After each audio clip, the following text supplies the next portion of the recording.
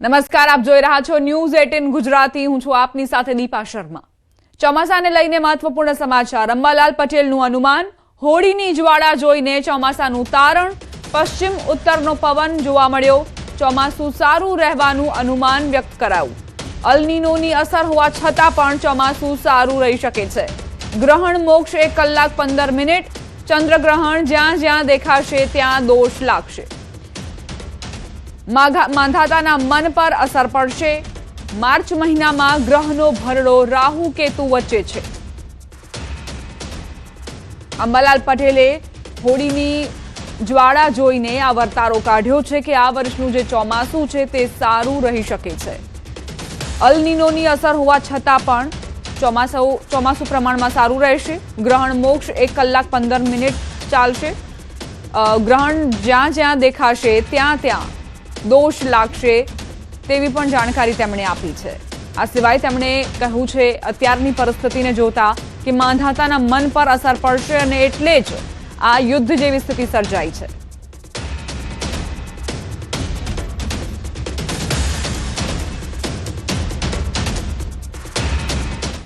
અમારી સાથે અમારા સંવાદદાતા વિભુ જોડાઈ ગયા છે. વિભુ, આપની સાથે આગાહીકાર અંબાલાલ પટેલ હાજર છે. તેમનું શું કહેવું છે? હોળીનો જે આ વર્તારો છે શું સૂચવે છે?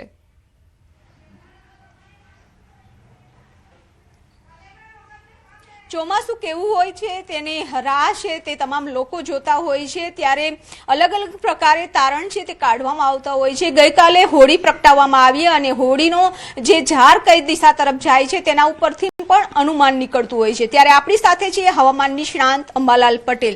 આભાર આપનો આપને અને દર્શક ભાઈ બહેનો મિત્રોને. કાકા, જે રીતે હોળીની ઝાર છે કઈ દિશામાં ગઈ છે અને ચોમાસું કેવું રહેશે?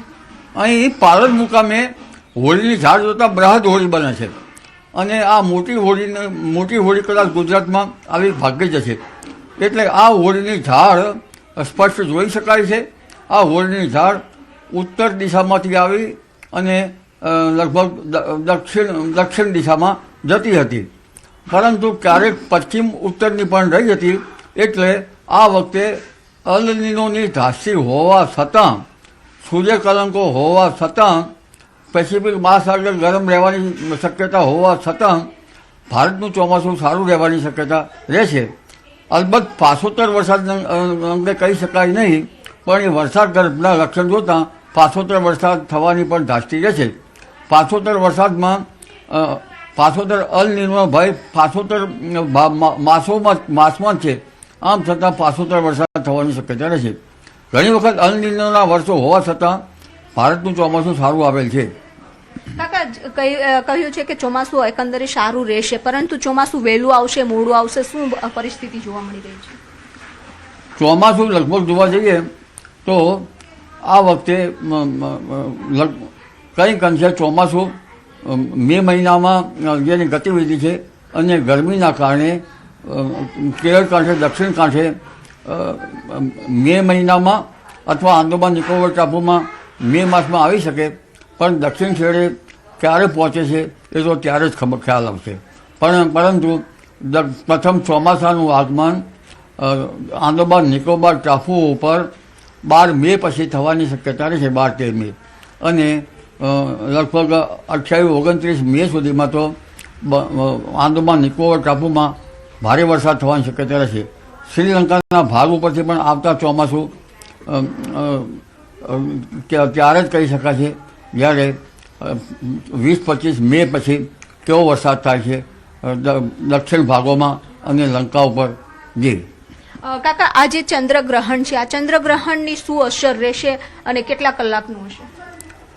આ ગ્રહણ લાંબુ છે, લગભગ 14 કલાકની આસપાસ છે, કલાક મિનિટમાં, અને 19 કલાક આસપાસની મિનિટમાં એનો મોક્ષ થાય છે. એટલે ચંદ્રગ્રહણ લાંબુ છે.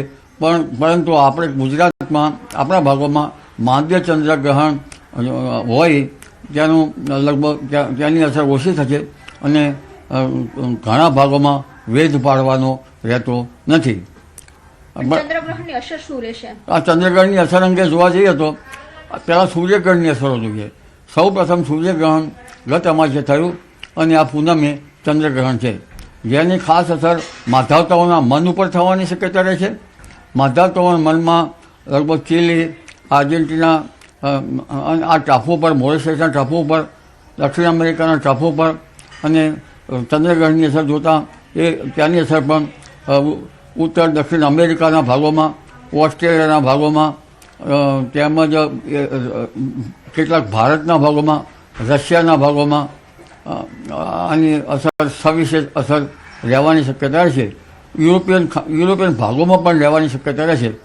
જ્યાં જ્યાં ગ્રહણ જણાશે ત્યાં ત્યાં એવું કહી શકાય કે ત્યાંની અસરોના કારણે તત ભાગોમાં કંઈક હરકતો આવી શકે. કારણ કે બે ગ્રહણો છે. જો કે આ ગ્રહણ છે એક માત્ર ખગોલિક ઘટના જ છે, પરંતુ ફળ જ્યોતિષમાં તેનું વર્ણન વધારે છે. એટલે જે જ્યોતિષમાં માનતા હોય તેના માટે હું આ ઉક્તિ પ્રસ્તુત કરી રહ્યો છું. કાકા, અત્યારે જે રીતે યુદ્ધની પરિસ્થિતિ ચાલી રહી છે, શું એવું લાગે છે કે ગ્રહોની જે સ્થિતિ છે તેના કારણે પણ આ વસ્તુ થઈ રહી છે? ગ્રહોની સ્થિતિ, ગ્રહોનો ભરડો જબરજસ્ત છે. ગ્રહોની સ્થિતિ પણ યુદ્ધને નકારી શકે તેવી નથી.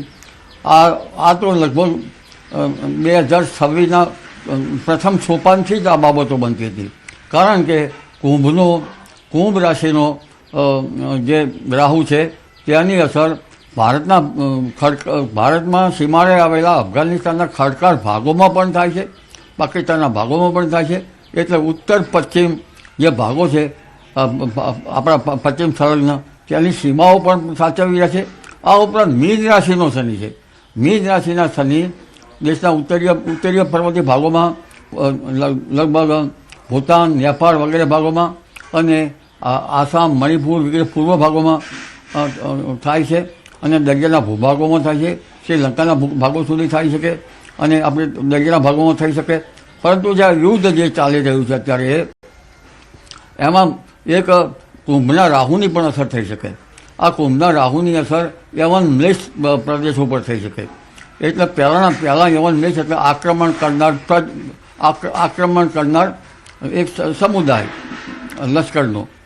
અને મલેશમાં લગભગ મુસ્લિમ રાષ્ટ્રો એ ઘણું આવી શકે. એટલે કુંભ રાશિની અસર મુસ્લિમ રાષ્ટ્રો પર થવાની શક્યતા છે. લગભગ મોટા ભાગના મુસ્લિમ રાષ્ટ્રો પર, મિડલ ઇસ્ટમાં.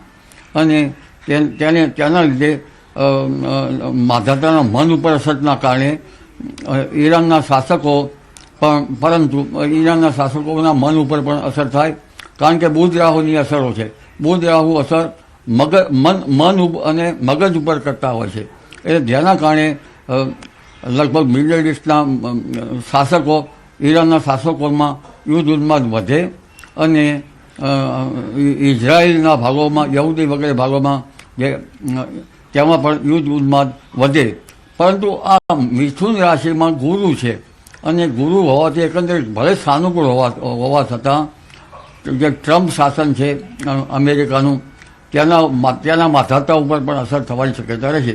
આમ છતાં થોડાક દિવસમાં આ યુદ્ધ જે સુરે શાંતિ થશે, આણ્વિક યુદ્ધ થવાની શક્યતા ઓછી છે. પરંતુ જે અમેરિકાનું ટ્રમ્પ શાસન છે એમાં યુદ્ધની ઘટના જે છે એ અત્યારે ચાલી રહી છે. એટલે તે અમેરિકામાં પણ આ બાબતમાં યુદ્ધ ન થાય ત્યાંના આંદોલનો થતા જોવા મળશે અને ટ્રમ્પ શાસન સામે કેટલાક પડકારો પણ આવી શકવાની શક્યતા રહે છે. પરંતુ આ યુદ્ધ જે છે એ પવિત્ર રમજાન માસમાં થયું છે. એટલે ત્યાંની યુદ્ધની સ્થિતિ તો આર્થિક, સામાજિક, રાજકીય વગેરે પડતી હોય છે. પણ પવિત્ર માસમાં થતું હોવાથી પવિત્ર મુસ્લિમ છે તેને આઘાત લાગે તે સ્વાભાવિક છે. જગતના મુસ્લિમ જે ભાઈઓ બહેનો કે માતાઓ હોય તેને આઘાત લાગે તે સ્વાભાવિક છે. કારણ કે આ યુદ્ધ જે છે એનો સમય કરવાનો હતો તે બરાબર લીધેલ ન હોય તેમ જણાય છે. પરંતુ સર્વ પ્રજાને આ યુદ્ધથી શાંતિ મળે એવું મારું અંદરખાની અંતરકરણ એમ કહી રહ્યું છે. પછી ભલે ગમે તે જ્ઞાતિ હોય, ક્રિશ્ચન હોય, મુસ્લિમ હોય, શીખ હોય, ઈસાઈ હોય કે યહૂદી હોય, પરંતુ સંહાર એ સંહાર છે આ નફરતના બીજ રોપાયા છે. નફરતના બીજ નફરત જ ઊભા કરશે. જેના જે છે એ ટ્રમ્પ શાસન જે છે એના એ મતદાતાઓના મન ઉપર આ અસર થઈ રહી છે. એ અનુચિત તો છે જ. કાકા, હવે ઉનાળાની શરૂઆત પણ થઈ ગઈ છે, શું લાગે છે ગરમીનો પ્રકોપ કેવો રહેશે? પહેલાં તો ગ્રહણનો ભાડો જો લઈ લઈએ. જી, ગ્રહણના ભાડામાં માર્ચ મહિનાના ગ્રહો બહુ ભારે છે અને આ માત્ર જે ખાડી દેશો માટે નહીં, વિશ્વ ઉપર અસર કરનારા છે. જે રશિયા ઉપર અસર કરશે, ચીન ઉપર તો ચીનની આખી લગભગ કર્કના ઘણા તુલા માને છે, એટલે ત્યાંની અસરો ચીન ઉપર તો ઓછી થશે.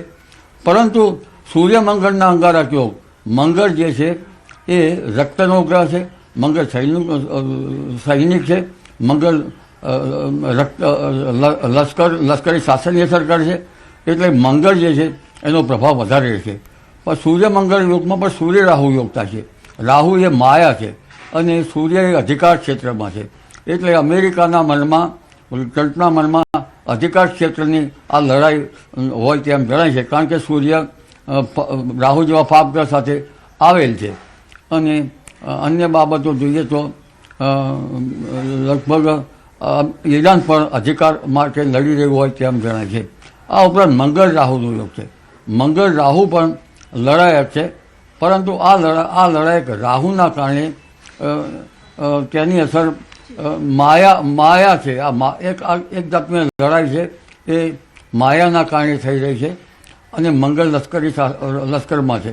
પરંતુ વિભો હાઇડ્રોજન પ્રવૃત્તિ વધારે થશે. સૂર્યસનની જે યોગ થઈ રહ્યો છે એ હાઇડ્રોજન પ્રવૃત્તિ છે. એટલે ગુપ્ત એજન્સીઓ અલગ અલગ ભાગોમાં ત્યાંની ઝાડ વિછાવશે, ત્યાંમાંથી ભારત પણ અછૂતું નહીં રહે.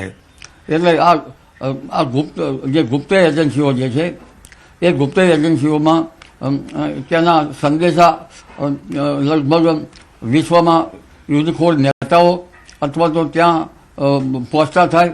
એટલે આ ગુપ્ત ષડયંત્રનો ડામવા રહ્યા, નહીંતર ભારત માટે પણ આકરું રહેવાની શક્યતા રહેશે. વિભુ, આ વર્ષનું ઉનાળું કેવું આ રહેશે? હતા અમરલાલ પટેલ અને તેઓએ કહ્યું છે કે જે રીતે જી બિલકુલ. તો અત્યારે આપણી સાથે જોડાયેલા છે હવામાન નિષ્ણાત મલાલ કાકા. ખાસ કરીને ઉનાળો જે અત્યારે ચાલુ થઈ ગયો છે અને ઉનાળામાં કેવા પ્રકારની ગરમી રહેશે, કારણ કે ગરમીનો પ્રકોપ પણ વધશે. ચાલુ વર્ષે એવું જોવા મળ્યું છે કે શિયાળામાં કોલ્ડ વેવની ફ્રીક્વન્સી ઘટી ગઈ છે, તો હવે લાગે છે કે હીટ વેવની ફ્રીક્વન્સી વધી જશે? કોલ્ડ વેવની ફ્રીક્વન્સી વધવાનું કારણ પશ્ચિમી વિક્ષેપ બરાબર આવ્યા નથી. પશ્ચિમી વિક્ષેપ બરાબર આવે તો કોલ્ડ વેવ તો એટલા કારણે ગરમી પડી રહી છે. પરંતુ મારા માનવા મુજબ અત્યારે જે લડાઈ ચાલી રહી છે, સમુદ્ર યુદ્ધ થાય તો ત્યાંની, કારણ કે આ આપણું જે ભૂમધ્ય મહાસાગર મેડિટેરિયન સીમાથી પશ્ચિમ વિક્ષોભ આવે છે અને આ લડાઈ પણ તજ ભાગોમાં થઈ રહી છે નજીકના. એટલે આ લડાઈ મોટા પાયેમાં અસર થાય તો ભારતીય મોસમ પર પણ તેની અસર થઈ શકે, કારણ પશ્ચિમ વિક્ષોભની ગરમી વધી શકે. પરંતુ તે તો વૈજ્ઞાનિકો જ કહે છે. પણ ઘણી વખત લડાઈમાં અણુ અખતરો પોખરણમાં એક વખત થયો છે. એકાએક ક્યાંક અણુ અખતરો થાય તો પણ વાદળો ચડીને વરસાદ તો કરતા જ હોય છે. એટલે એ મોટી બાબત છે. પરંતુ આ યુદ્ધ જે છે એ યુદ્ધમાં મોટા પાયે યુદ્ધ થાય તો સમુદ્ર પર અસર થાય અને સમુદ્રમાં કારકમસ્થાની મીન રાશિમાં છે. એટલે સામુદ્રિક લડાઈ થવાની પણ શક્યતા નકારી ન શકાય, પરંતુ ત્યાંની અસર મોસમ પર થાય. પરંતુ હમણાં જે પશ્ચિમ વિક્ષોભ નથી આવ્યા તેના કારણે ગરમી વધારે પડવાની શક્યતા રહે છે અને સૂર્યકલંકોના કારણે પેસિફિક મહાસાગરમાં ગરમી વધારે પડવાની શક્યતા રહે છે. આ ગરમીથી ભારતના સમુદ્રમાં ઉત્પીડન થવાની શક્યતા રહે છે. ક્યારેક સાગરના મોજા ભૂભાગો ઉપર પણ આવી શકવાની શક્યતા રહે છે. અને આ ઉનાળો લગભગ હમણાં તો ગરમી પડશે, દિવસથી ગરમી રહે છે, રાતને બેવડી ઋતુ રહે છે. પરંતુ માર્ચ માસમાં હમણાં 7મી માર્ચ સુધી વિભુ ગરમી જે છે એ 37 ડિગ્રી અને કેટલાક ભાગમાં 38 ડિગ્રી આવી જશે. પણ 18-19-20માં એ ભાગોમાં ધીરે ધીરે ગરમી વધશે અને આ માર્ચ માસમાં ક્યારેક 42, 43 અને 44 ડિગ્રી સેલ્સિયસ કોઈ ભાગમાં ગરમી જઈ શકે. એટલે એપ્રિલની ગરમી જે છે એ માર્ચમાં જોવા મળશે અને હવામાનમાં પલટા પણ વધારે આવશે. હમણાં 10 તારીખ આસપાસ હવામાનમાં પલટા આવશે જે ગુજરાતને અસર કરશે. 15મી તારીખ પછી હવામાનમાં પલટો આવશે, તેની પણ અસર થશે. અને 15મી માર્ચથી ત્યારબાદ એપ્રિલમાં પણ હવામાનમાં પલટો આવશે અને પ્રી મોન્સૂન એક્ટિવિટી શરૂ થવાની શક્યતા રહેશે. તો માર્ચ મહિનામાં જો 44 ડિગ્રી તાપમાન પહોંચી જાય તો એપ્રિલ અને મે કેવો રહેશે? એપ્રિલ અને મેમાં જ્યારે પ્રી મોન્સૂન એક્ટિવિટી શરૂ થશે, જેના કારણે વરસાદ આવશે, ત્યારે ગરમીમાં વધઘટ થશે. પણ 26 એપ્રિલ પછી ઉનાળો આકરો રહેશે અને 10મી મે પછી ઉનાળો આકરો રહેશે અને 17મી મે પછી. આભાર વિભુ જાણકારી આપવા માટે. સમાચારોમાં આગળ વધીએ. આગાહીકાર રમણીક વામજાની મોટી આગાહી. હોળીની જ્યોત પરથી મોટી આગાહી કરી છે. 2026નું વર્ષ સારામાં સારું રહેશે તેવી આગાહી કરી છે રમણીક વામજાએ. અતિવૃષ્ટિ અને વાવાઝોડાની પણ શક્યતા સેવી છે. માર્ચ એપ્રિલ મે મહિનામાં વાવાઝોડું આવી શકે છે. વેરાવળ પોરબંદરમાં અતિભારે વરસાદની સંભાવના પણ વ્યક્ત કરાઈ. શરદ પૂનમના દિવસે રાતે 8 થી 6 વાગ્યા સુધી પૌવા અને ખાંડરા અતિ ભારે ભેજ આવવાથી આ વર્ષે 2026નું વર્ષ સારામાં સારું જશે અને અતિવૃષ્ટિ થશે. ને આ વર્ષે અત્યારે જે કચ્છને આધારે આખા ત્રીજનો પવન અને ઉતાસળીનો પવનની અત્યારે જોવાની પદ્ધતિ હોવાથી આ વર્ષે અતિ ભારે ગરમી પડશે. ઓગસ્ટ મહિનાની અંદર હજી પણ સૂર્યગ્રહણ ચંદ્રગ્રહણ આવે છે, એ પણ ભારે હોય છે, એટલે ત્યારે ખેડૂત માટે અતિ ભારે ગરમી પડશે. અને આ વર્ષે અખાતીને છે રોહિણી નક્ષત્રે અતિ ગરમી પડશે. અને ભાદરવા સુદને છઠને દિવસે અનુરાધા નક્ષત્ર છે, એટલે વર્ષ સારું જશે. ભાદરવા વધ અને હાથિયા નક્ષત્ર બેસે, તે હાથિયા નક્ષત્રની અંદર પાછત્ર વરસાદ સારા થશે. ગાજી સાથે પાક પાણીમાં પણ નુકસાન થશે. યુદ્ધમાં ફસાયેલા ગુજરાતીઓ મામલે નિવેદન. નાયબ મુખ્યમંત્રી હર્ષ સંઘવીએ નિવેદન આપ્યું છે કે ફસાયેલા લોકોની મદદ સરકાર કરી રહી છે. ફસાયેલા તમામ લોકોને સલામત લાવવામાં આવશે. અત્યારે એતિહાદ એરવેઝમાં કેટલાક ફસાયેલા લોકો દિલ્હી એરપોર્ટ પર સહી સલામત લાવવામાં આવ્યા છે. બીજા ફસાયેલા લોકોને પણ લાવવામાં આવશે તેવી તેમણે વાત કરી છે. देखिए, भारत सरकार ने इस पे पहले ही सभी प्रकार की जो कुछ सूचियां है वो जाहिर कर ली है और एहतियात का पहला फ्लाइट आज दिल्ली पहुंच भी चुका है और सभी लोगों को जिस प्रकार से एम्बेसी द्वारा जो माहिती मिल रही है उसके हिसाब से काम करना चाहिए. કીર્તિ પટેલ અને ઇન્દ્ર ભારતી બાપુ વચ્ચેના વિવાદને લઈને મોટા સમાચાર. કીર્તિ પટેલ અને ઇન્દ્ર ભારતી બાપુ વચ્ચે સમાધાન થયું. કીર્તિ પટેલે શાલ ઓઢાડીને ઇન્દ્ર ભારતી બાપુનું સન્માન કર્યું છે. ઇન્દ્ર ભારતી બાપુએ કીર્તિ પટેલને આશીર્વાદ આપ્યા.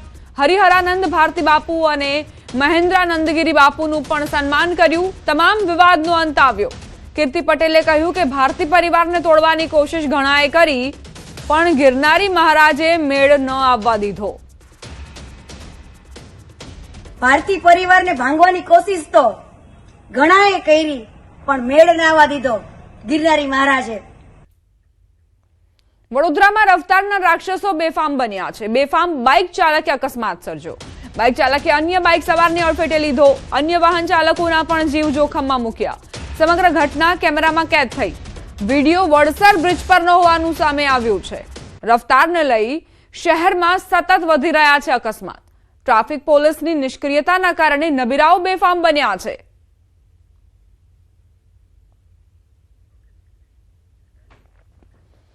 વડોદરાના ડભોઈમાં તોફાની તત્વોનો આતંક. લારીવાળા અને દુકાનદાર વચ્ચે બબાલ થઈ. દુકાન બહાર કલાકો સુધી લારી ઊભી રાખી બબાલ કરી. દુકાનદારે વિરોધ કરતા લાકડીના ફટકા માર્યા. રેખડીવાળાએ લારી પરથી તીક્ષ્ણ હથિયાર લઈ હુમલાનો પ્રયાસ કર્યો. બંને વચ્ચે છૂટા હાથની મારામારી પણ થઈ. સ્થાનિક વેપારીઓએ વચ્ચે પડીને મામલો શાંત પાડ્યો. મારામારીની ઘટના કેમેરામાં કેદ થઈ છે. વડોદરાથી સમાચાર. હોળીની ઝાડથી આગ લાગી. એમજીવીસીએલનો સર્વિસ કેબલ આગની ઝપેટમાં આવ્યો. સંતોષનગર નવા બજાર વિસ્તારની ઘટના. રહેણાંક વિસ્તારમાં જીવતા સર્વિસ કેબલ હોળીની આગમાં લપેટાતા કેબલ તૂટી નીચે પડ્યો. કેબલ તૂટી નીચે પડતા નાસભાગ મચી ગઈ. તૂટેલા કેબલે દિવાળીની જેમ ફટાકડા ફૂટતા હોય તેવો માહોલ સર્જી દીધો। MGVCLની ટીમે વીજ પુરવઠો બંધ કરતા લોકોએ હાશકારો અનુભવ્યો।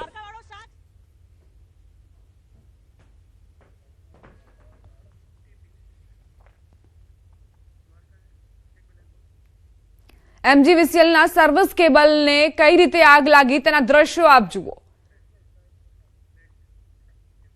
હોળીના પર્વ પર લાખોની સંખ્યામાં લોકો દ્વારકાધીશના દર્શનાર્થે જતા હોય છે। આ મંદિર સાથે લાખો લોકોની લાગણીઓ જોડાયેલી છે, તેથી જ લોકો મોટી સંખ્યામાં પહોંચતા હોય છે। લોકોની લાગણીઓને માન આપી તંત્રએ પણ સતત સુરક્ષા બંદોબસ્ત ગોઠવ્યો છે। લાખો ભક્તોના ધસારા વચ્ચે તંત્ર સજ્જ થઈને અગાઉથી જ તૈયારીઓ કરી છે। એટલું જ નહીં, હોળીનો પર્વ પૂર્ણ થયા બાદની પણ કામગીરી તંત્ર કરતું હોય છે। અમારી ટીમે દ્વારકા કલેક્ટર RM તન્ના સાથે વાતચીત કરી। તેમણે આ અંગે તંત્ર દ્વારા થતી તૈયારીઓ, તકેદારીઓ અંગે ચર્ચા કરી।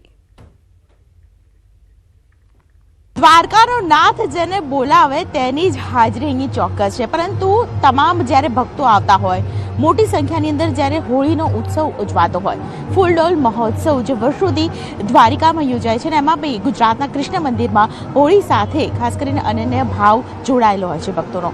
મેનેજમેન્ટ પણ એ પ્રકારનું કરવું પડતું હોય છે, અને આ મેનેજમેન્ટ સાથે સૌથી પહેલાં તંત્રની જે જવાબદારી છે, તૈયારીઓ છે, તે કહી શકાય કે 3-4 મહિનાથી શરૂ થઈ જાય છે।